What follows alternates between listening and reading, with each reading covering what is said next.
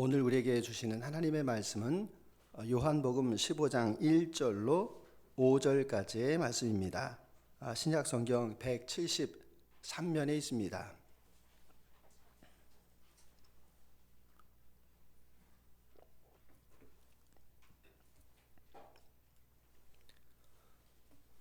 신약 성경 173면에 있는 요한복음 15장 1절로 5절까지의 말씀, 찾으신 줄 알고 받들어 읽을 때 마지막 절을 같이 합독하겠습니다.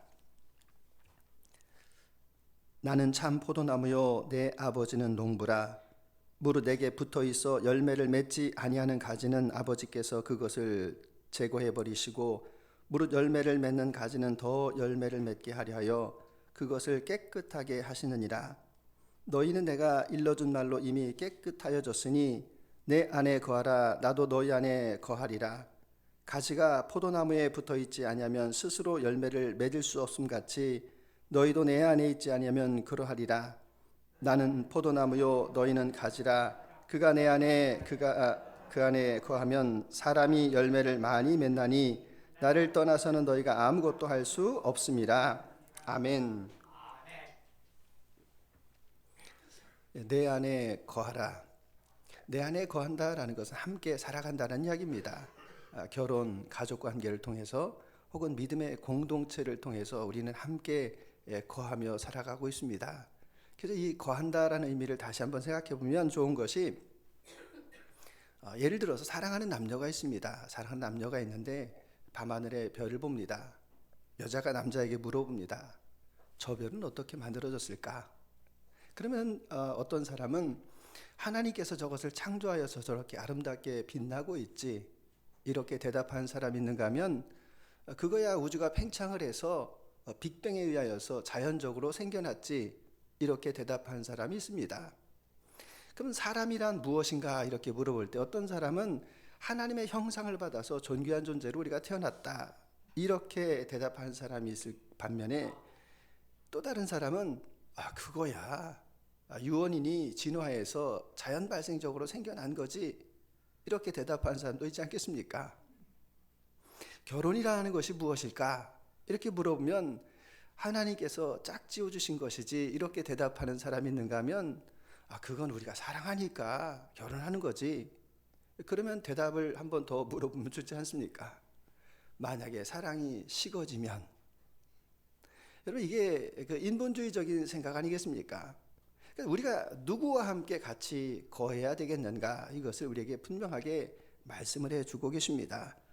우리가 신앙의 특징이라고 한다면 창조주 하나님으로부터 시작되었음을 우리는 믿음으로 고백을 합니다.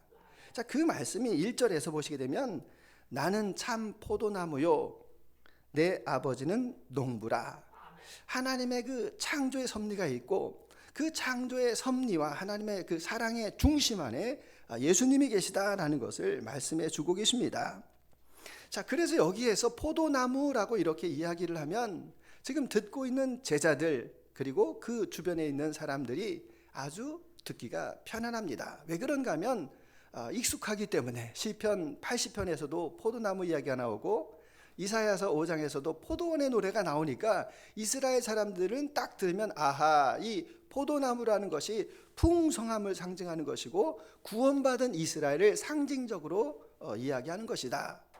그도 그럴 것이 이스라엘에는 건기와 우기가 있습니다. 그래서 이 건기가 쭉 지속이 되는데 이제 사람과 돼지가 이렇게 갈증 가운데 있는데 그 포도송이가 알알이 맺히는 겁니다. 그리고 그 포도주에서 그 즙틀에서 포도주가 이렇게 즙이 나오는 것을 보면서 그 사람들에게 얼마나 많은 위로가 됐겠습니까? 근데 예수님께서는 여기에서 뜻밖의 말씀을 하십니다. 나는 참 포도나무요. 참 포도나무가 있으면 뭐가 있다는 겁니까? 가짜가 있다는 겁니다. 가짜라고 말하는 것이 무엇인가 하면 이스라엘 백성들이 이제까지 믿어왔습니다. 우리의 전통이 있고 우리의 성전이 있고 우리는 선택받은 민족이다라고 하는 그런 그 율법적인 그 자부심, 그것이 아니라는 것입니다. 그것이 거짓이라는 겁니다. 무엇이 진실인가 하면 바로 예수님께서 그 하나님의 사랑을 보여주신 그것이 바로 길이 되는 것이고 진리가 되는 것이고 생명이 된다라는 것을 말씀합니다. 나로 말지 않지 않고는 아버지께로 올 자가 없다라고 선언적으로 하시는 그런 말씀이라는 겁니다. 이 말씀을 다시 한번 생각해 보시게 되면 이제까지 예수님께서는 온순하게 말씀하셨습니다. 편안하게 말씀하셨습니다. 병자를 치료해 주시고 가르치시고 고쳐주시고. 근데 예수님 지금 이 15장부터는 절박하십니다. 왜냐하면 이 말씀이 끝나고 나서 예수님께서 받으셔야 될 그 세례, 그 고난이 기다리고 있기 때문에 더 이상 지체할 수가 없어서 예수님께서 그 제자들에게 아주 강력하게 하시는 말씀이 바로 이 포도나무의 비유라는 겁니다. 우리는 그것을 알지 못하고 이 부분이 아주 편안하게 말씀하시는 것이고 부드럽고 소프트하고 젠틀하게 말씀하신다 생각하지만 그렇지가 않다는 것입니다. 예수님께서는 지금 말씀하고 계시는 것이 결단을 말하는 겁니다. 결단. 이제부터 너희가 보고 듣고 배운 대로 그리스도의 유일성에 대해서 너희들이 결단하라, 이렇게 말씀하시는 겁니다. 그래서 이제 예수님만이 오직 구원자가 되심을 선포하고 계심으로 인해서 이제부터 심판에 대한 이야기가 선언되어지고 있습니다. 2절에서도 보시게 되면 아버지께서 열매 맺지 않는 가지는 어떻게 한다는 겁니까? 제거해 버리시겠다. 5절에서 보시게 되면 너희가 나를 떠나서는 아무것도 할 수가 없다. 6절에서 보시게 되면 붙어있지 않는 가지는, 그 말라 비틀어진 가지는 불에 던지어서 사를 것이다 라고 하는 엄중한 선포와 심판의 말씀을 들려주고 계십니다. 그래서 우리에게도 동일합니다. 우리가 신앙이라고 하는 것이 그리스도의 유일성 그리고 구원의 온전함을 믿는 겁니다. 그래서 우리는 다른 길로 가지 않겠습니다.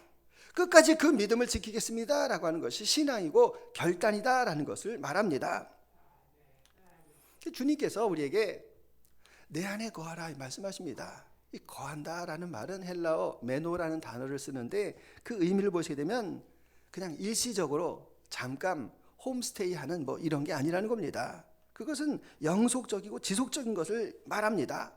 그 자리에서 뿌리를 내리라는 겁니다. 그 뿌리를 내려서 단단히 있으라라는 말이 바로 거하라라는 말의 의미가 되는 것이고, 그리고 그것은 변함이 없습니다. 불변성을 말합니다.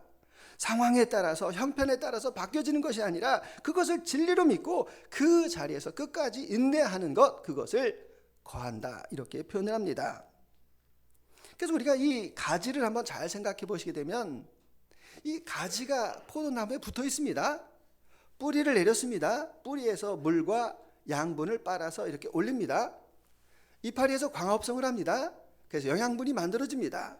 그래서 이 가지가 이렇게 붙어 있는데 잘 생각해 보시게 되면 여러분 이 가지에서 어디에서 열매가 나는지는 모릅니다. 그 생장점의 자리가 어디인지는 모르고 꽃이 어디에서 피는지도 우리는 모릅니다. 그러나 가지에게 붙어 있으면 어느 순간에 그 꽃이 피어나는 것이고 그 꽃이 떨어지고 그곳에서 열매를 맺는 그런 놀라운 역사들을 보게 됩니다. 그래서 이 거하라라고 하는 것은 예수님이 실체이시다. 태초부터 있었던 말씀이었고 그 말씀이 육신이 되는 말씀이고 그 모든 것이 구약에서 하고 있는 말씀이 바로 나를 위한 것이다, 이렇게 예수님께서 선포하고 계십니다. 여러분 이 말씀이라고 하는 것을 어렵게 생각하시지 마시고 기준이라고 생각하시면 좋습니다. 기준.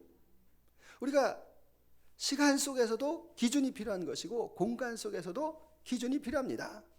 시대에 따라서도 기준이 필요하고 나라에 따라서도 기준이 필요하고 그 기준이 있을 때 우리는 변함이 없는 삶을 살게 됩니다. 또 말씀을 어렵게 생각하시지 말고 거울이다 이렇게 생각하시면 좋습니다. 그래서 이 거울이 있어야지 내가 옳게 가고 있는가, 내가 바른 길을 가고 있는가, 내가 지금 어떤 모습인가라고 나를 성찰할 수가 있습니다. 그리고 우리가 말씀을 읽고 말씀을 가까이 되는 이유가 반드시 분명합니다. 어떤 분이 저는 멋쟁이입니다 이렇게 말씀하시는 분이 있습니다. 근데 멋쟁이라고 말을 하고 옷은 잘 꾸몄는데 거울을 안 봅니다. 여러분 멋쟁입니까? 하루에도 수십 번 거울을 봐가지고 야 거울 좀 그만 봐 이 정도는 돼야지 자기를 꾸밀 줄 아는 사람인 것처럼 우리가 그 말씀 앞에 서서 나를 계속해서 비출 때 그것이 바로 예수님 안에 거하고 그 말씀대로 살아가는 것이다 이 이야기합니다. 근데 여기에서 재밌는 단어가 나오는데 4절에서 보시게 되면 내 안에 거하라 이렇게 말씀하십니다. 근데 이 거한다라는 것이 무슨 의미가 있는가 하면 포도나무에 붙어있지 아니하면 스스로 열매를 맺을 수 없다 이렇게 말합니다.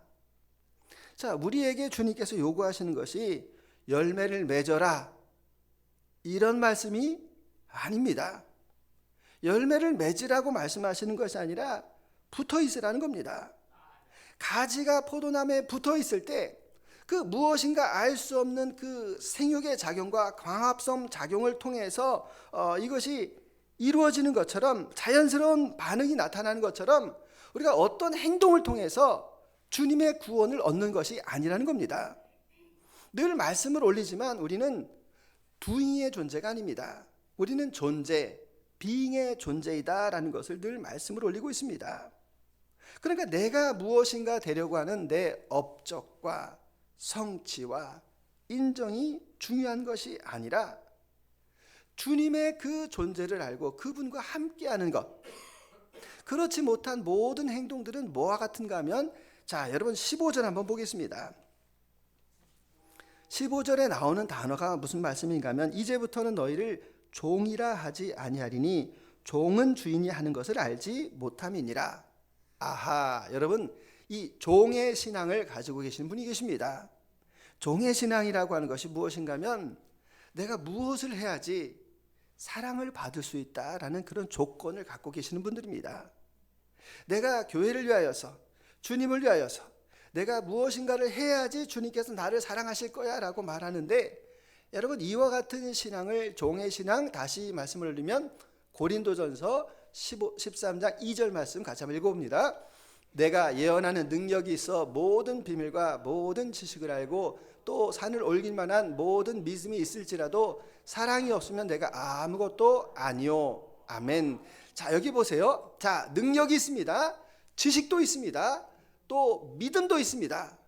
그런데 그것이 아니다라고 말합니다. 전혀 아닌 건 아닙니다. 필요한 겁니다. 그런데 절대적으로 필요한 것이 바로 사랑이라고 하는데 그 사랑의 존재가 바로 예수 그리스도. 그 고린도전서 13장을 우리가 사랑장 이렇게 이야기하는데 그 사랑이라는 단어가 바로 예수님 이렇게 우리가 생각을 하고 그 말씀을 쭉 읽어보셔도 아하 그렇구나. 나에게 필요한 것은 능력이 아니라 지식이 아니라 믿음이 아니라 내 안에 주님께서 살아계시는 그래서 내가 주님 안에 주님이 내 안에 있는 그 상태를 우리는 바른 믿음이다 이렇게 말씀을 올릴 수가 있습니다. 그래서 우리가 아무리 큰 일을 하고 엄청난 업적을 이루어도 여러분 마지막이 좋지 않은 사람들을 많이 보지 않습니까? 저 스스로를 합리화하는 겁니다. 그래 나는 작은 사람이야. 나는 능력도 없어. 나는 교회도 큰 교회가 아니야 라고 제가 주눅이 들 것 같습니까? 아닙니다. 저는 이게 이미 예전부터 그런 생각은 버렸습니다. 왜냐하면 아무리 큰 연못에 돌을 이렇게 넣는 것도 중요하지만 돌 하나나 큰 돌이나 이 연못을 움직이는 데는 별로 그렇게 중요하지가 않습니다. 하나님께서 일하시는 겁니다. 하나님의 역사입니다.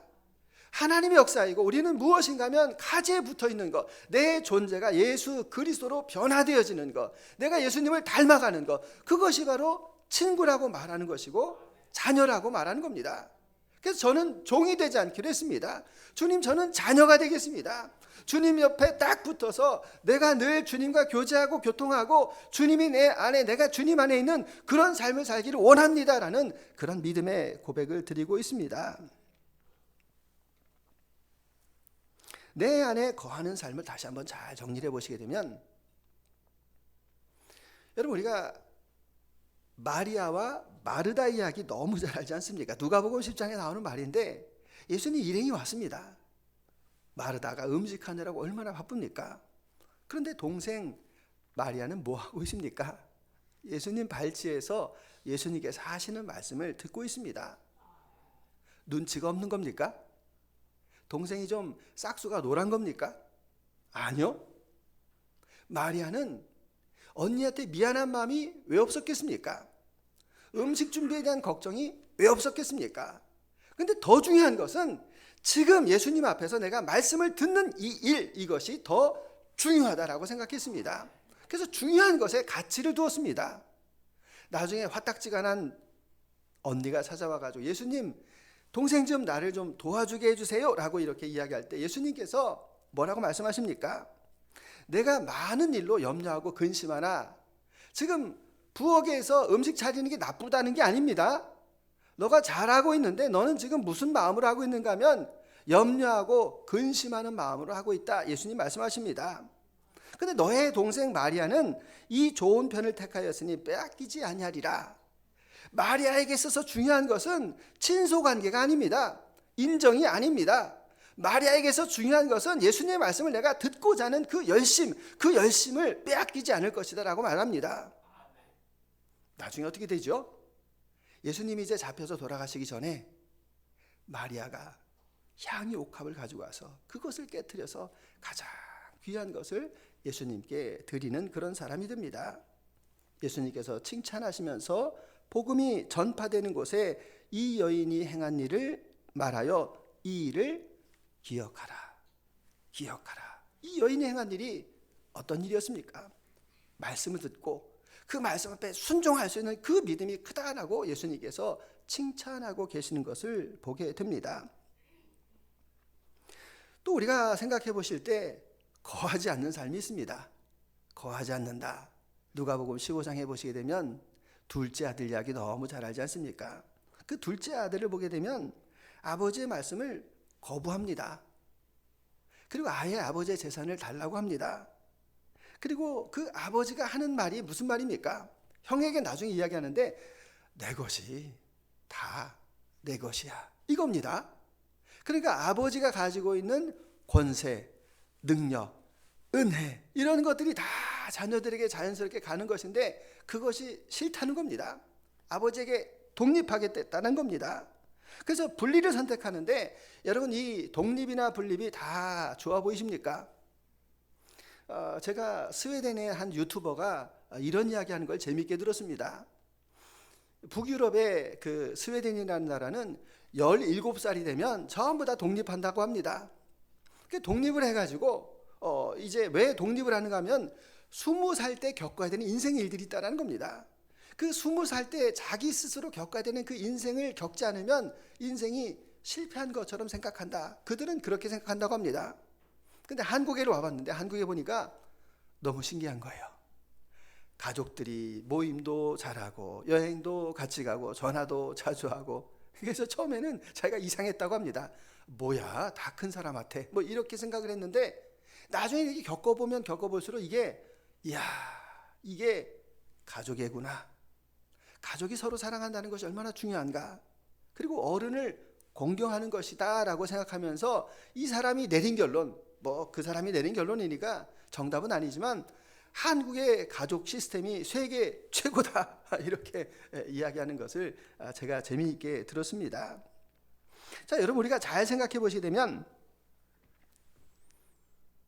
독립하고 분리해야 되는 때가 있는데 신앙에는 절대로 독립이라는 게 없습니다. 분리라는 게 없습니다. 오히려 더 붙어 있어야 됩니다. 식물이 해를 떠나서는 살 수 없는 것처럼 우리는 그 주님 앞에 점점 더 가까이 나아가고 주님과 더 친밀한 관계를 성경에서는 말하고 있는 것이지 주님 제가요 신앙생활 이제 할 만큼 했습니다. 제가 60년을 다녀봤는데 맨날 교회에서 목사님 하는 설교 다 똑같고 저는 그냥 성경에서 나오는 말씀을 집에서 연구하고 그냥 유튜브로 예배 드리랍니다. 아니라는 겁니다. 설령 목사님의 설교가 불편하더라도 나를 힘들게 하고 괴롭히는 옆에 성도들이 필요합니다. 막대기가 필요하고 지팡이가 필요한 것이지 우리가 스스로 고립되어서 분리로 살아가면 여러분 그것은 사단의 밥이 될 수밖에 없다. 우리가 그것을 알고 있지 않습니까? 그래서 이 자녀를 보시게 되면 둘째 아들은 허랑방탕합니다. 자, 돈을 허랑방탕하다라고 썼다라고 말하는데 여러분 그게 그 삶의 기준이 없었기 때문에 그렇습니다. 포르쉐 자동차를 보면 그것이 좋아 보이는 것이고 그리고 넷플릭스가 좋고 친구들이 좋고 클럽이 좋고 이렇게 세상에 그 가치가 있는데 그 가치 가운데에서도 자기가 기준을 정해서 이거는 하면 돼, 안 돼라고 하는 그 가치 기준이 없기 때문에 사람들의 말에 쏠리고 그리고 자기의 재산을 자기의 기준을 다 잃어버렸다. 이런데 성경에서 말씀하고 있는 겁니다. 그러니까 점점 어떻게 합니까? 잠언에 나오는 말대로 자기의 담장을 허물면 뱀이 들어오는 겁니다. 결국 그가 침노를 당하여서 어디까지 갑니까? 나중에는 먹을 게 없어가지고 쥐엄 열매, 돼지나 먹이는. 자, 오늘 이 말씀과 같이 너무 잘 어울리지 않습니까? 우리가 먹어야 될 열매가 있는데 결국은 그 하나님과 독립하여서 멀어졌을 때, 그 아버지를 떠났을 때 쥐엄 열매, 돼지와 같이 비참한 존재가 되었다라는 것을 성경에서 말씀해주고 있습니다. 그래서 우리는 다시 아버지께로 돌아갈 때 다시 그 은혜가 회복되어진다라는 것을 이 말씀을 통해서 이 돌아온 탕자를 통하여서 우리에게 주님께서 전해주고 있는 것입니다. 자, 그런데 오늘 우리 시대를 이렇게 보시게 되면 이 포도나무의 비유처럼 주님께 붙어 있어야 되는데 그것이 참 어려운 그런 시대를 살아가고 있습니다. 우리가 살아가는 세상 가운데에서 두 개의 축이 있습니다. 그것은 정신과 질서 이렇게 말하는데 정신은 문화로 나타납니다. 질서라고 하는 것은 정치로 나타납니다. 근데 여러분 우리가 어저께 BTS 공연 잘 보셨죠? 예, BTS 정말 자랑스럽지 않습니까? 근데 거기 전 세계에서 저도 이렇게 공항을 막 들어오는데 역시 공항에 입국장에 외국인들이 그냥 빡빡하게 있는 거 제가 봤습니다. 그 외국인들 가운데서 이 광화문 광장에 와가지고 사진 찍고 BTS 굿즈 사고 너무 행복해요 하면서 한 아가씨가 그런 말을 합니다. 아유 이제 죽어도 여한이 없어요. 그래서 제가 아니 BTS 때문에 죽을 일인가? 여러분 가치 기준이 그렇게 허물어지고 이 문화적인 가치가 어떻게 변화되는가 하면은 쾌락과 그리고 스스로 이 질서를 거부하는 자율로 나가고 있는 것이 오늘 우리 시대의 문화적인 풍조라는 겁니다. 그리고 우리가 이 질서라고 말하는 정치가 어떻습니까? 지금 미국과 이란과의 전쟁이 벌어져서 지금 우리가 지금 막 이제 석유값이 이제 $100 넘어간다, 어떡하노, 걱정이다 막 이렇게 염려하시는데 여러분 우리는 그래도 살만합니다. 이 일로 인하여서 제3세계국에 있는 사람들은 먹을 게 있겠습니까? 지금도 굶주리고 있는데 얼마나 더 많이 죽어야 됩니까? 누구 때문에? 독재하는 사람들 때문에, 민주적인 절차를 무시하는 사람들로 인하여서 이와 같은 고통이 벌어지고 있는 것이 오늘 우리가 살아가고 있는 인간사의 현실이다라는 것을 보여주고 있습니다. 그래서 우리는 주님 안에 거하는 것이 얼마나 중요한가라는 것을 세상 가운데에서 다시 한번 바라보고 있습니다. 여러분 주님 안에 거할 때 무엇이 나타나는 겁니까? 앞에 나와 있는 말씀과 같이 그가 내 안에 내가 그 안에 거하면 열매를 많이 맺는다 이렇게 말씀합니다. 열매 맺는 삶이 중요합니다. 여러분 이 열매를 다시 한번 잘 생각해 보시게 되면 우리 교회는 이 설교하기가 참 쉽지 않습니까? 제가 꽃도 심어놓고 뭐 우리 성도들께서 지금 식물도 열심히 잘 가꾸고 있습니다. 우리 그 상가에서 앞에 부분은 이제 그 교회에서 맡아주세요. 그래서 앞에 이렇게 나가 보시면 주차장에도 권사님께서 그냥 아주 얼마나 고랑을 잘 파놓으셨는지 자 이제 조금만 더 지나가면 꽃이 피고 열매가 맺는 것을 다 보게 됩니다. 근데 중요한 것은 자 꽃이 핍니다. 자 꽃이 피는데 열매를 언제 맺히는 건가요? 열매는 꽃이 떨어진 자리에 열매가 맺히는 겁니다. 그래서 우리는 관점이 다 어디에 가 있는가 하면 꽃이 참 예쁘다 이렇게 그 관점이 가지고 있습니다. 그러니까 꽃이라고 말하는 것이 어떤 것인가 하면 우리의 직분과 우리의 연수와 나의 인정과 같은 세상에서 가장 화려하다라고 말하는 것에 우리는 관심이 있지만 주님은 그것에 관심 있는 것이 아닙니다. 주님께서는 어떤 열매를 맺는가가 더 관심이 있으시다라는 겁니다. 그러니까 우리의 자랑과 우리의 명예와 우리의 성품이 그 자리에서 떨어져서 주님만을 의지할 때 그 양분이 계속 열매로 가가지고 그것이 열매 맺히는 삶이다라는 것을 주님께서 우리에게 분명하게 말씀하고 계십니다. 그래서 이 열매라고 하는 것은 잘 보시게 되면 비바람을 겪어야지, 풍상을 겪어야지, 시간이 필요해야지 열매가 맺힌다라는 것을 여러분 꼭 기억하시기 바랍니다. 기도도 마찬가지입니다. 우리가 기도를 드리는데 열매 맺는 기도가 있고 열매 맺지 못하는 기도가 있습니다. 열매 맺지 못하는 기도는 어떤 기도겠습니까? 그 기도는 예수님께 내 욕심을 아뢰는 기도를 말합니다. 예수님께 내가 필요한 것을 아뢰는 기도도 우리가 필요합니다. 그러나 그것은 열매 맺는 기도가 아닙니다. 예수님을 위한 기도가 필요하다는 겁니다. 예수님께서 지금 이 사람을 향하여서 무엇을 원하고 계실까? 우리 환우를 위해서 기도해 주신 거 너무너무 감사드립니다. 치유를 위해서 우리가 기도해야 되지 않겠습니까?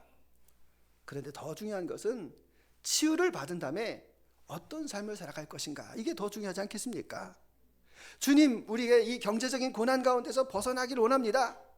벗어나면 어떻게 할 겁니까?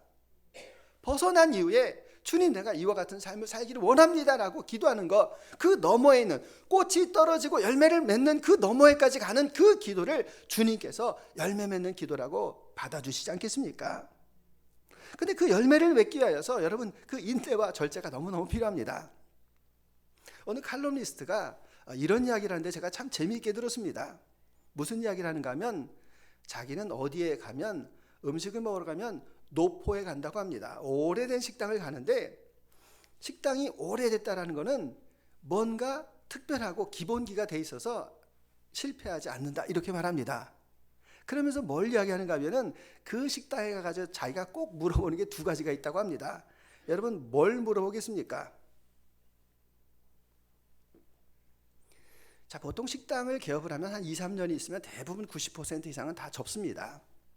근데 오래 살아남았다라고 하는 것은 그 사람에게 반드시 시련이 있었다라는 겁니다. 그래서 그 시련을 어떻게 극복하셨습니까? 이걸 물어본다고 합니다.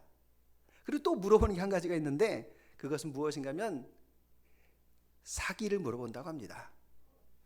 음식점이 장사가 잘 되면 손님 가운데서 반드시 꼬이는 사람들이 사기꾼이 오는데 그 사기꾼이 그 속삭임을 할 때 그것을 어떻게 넘겼느냐, 이 두 가지, 위기를 어떻게 넘겼는가, 사기를 어떻게 넘겼는가, 그것에 자기는 관심이 있다라는 이야기를 들었습니다.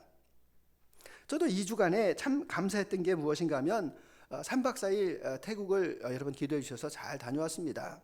강원도 최북단에 있는 교회에서 우리가 이 선교 오지에 교회를 세우고 싶다, 이렇게 말씀을 하고 또 치앙마이에 라후족이라는 고산족이 있는데 그 고산족의 그 아이들이 14살이 되면 시집장가를 갑니다.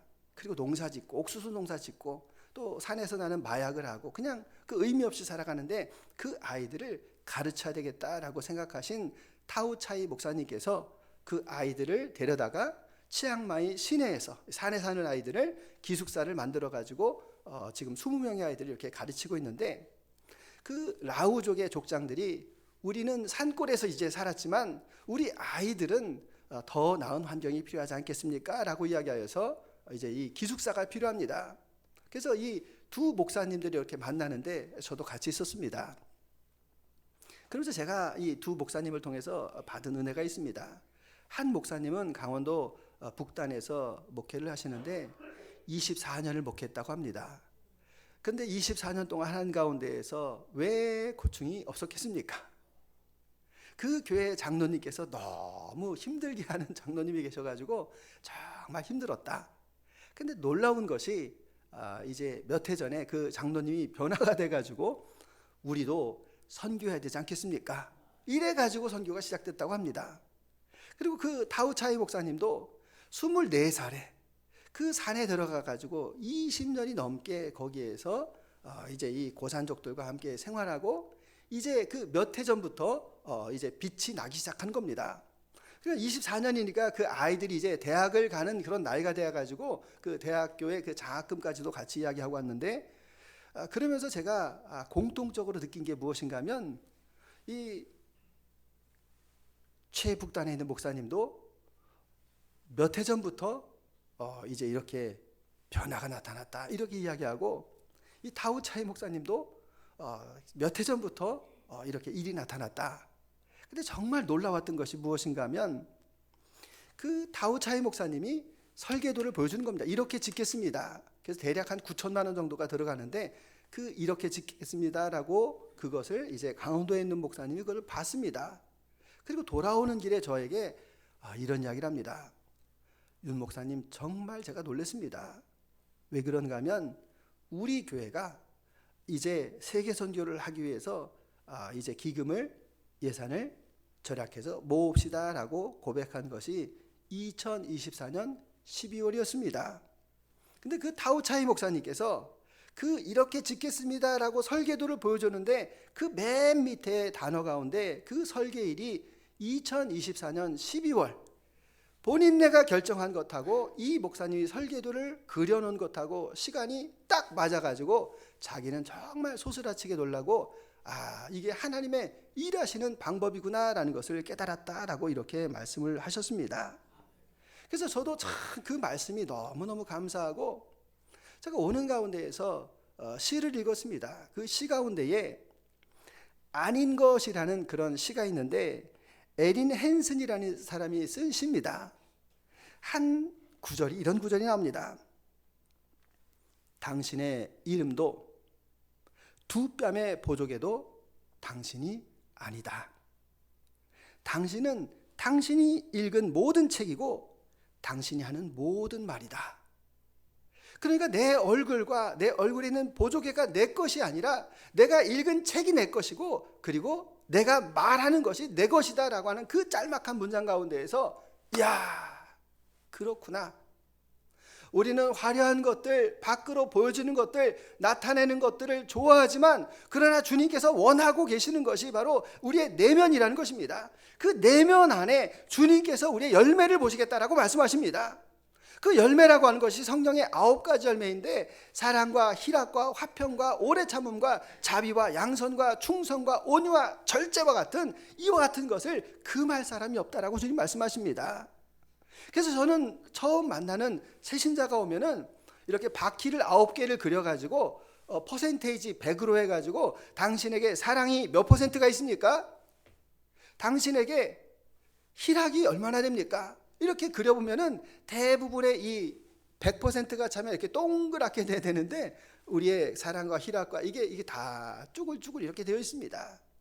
여러분, 거기에서 낙심하지 마시고, 오늘 저희가 티타임에서도 나눌 것 가운데에서 주님과 함께 했던 그 시간과 내가 더 채워야 되는 그 성령의 열매가 무엇인가, 내가 절제가 부족하다라고 느꼈다라고 하면, 여러분 그 절제 은사를 위해서 기도하시기 바랍니다.